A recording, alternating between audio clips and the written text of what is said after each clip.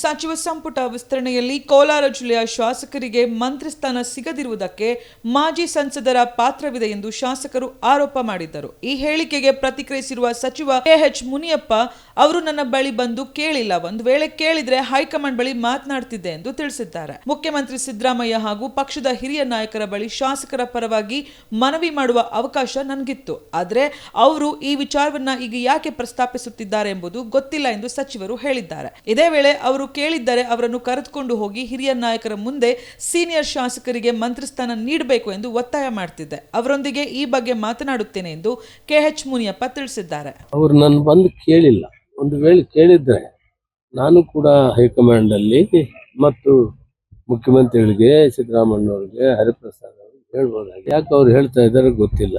ಕೇಳಿದ್ರೆ ನಂದು ಕರ್ತವ್ಯ, ನಾನು ಅವನ್ನ ಕರ್ಕೊಂಡು ಹೋಗಿ ಎಲ್ಲ ಸೀನಿಯರ್ಸ್ ಇದ್ದಾರೆ, ಕೆಲಸ ಮಾಡಿದ್ದಾರೆ, ಕೊಡ್ಬೇಕನ್ನೋದನ್ನ ನಾನು ಒತ್ತಾಯ ಮಾಡೋದು ನನ್ನ ಜವಾಬ್ದಾರಿ.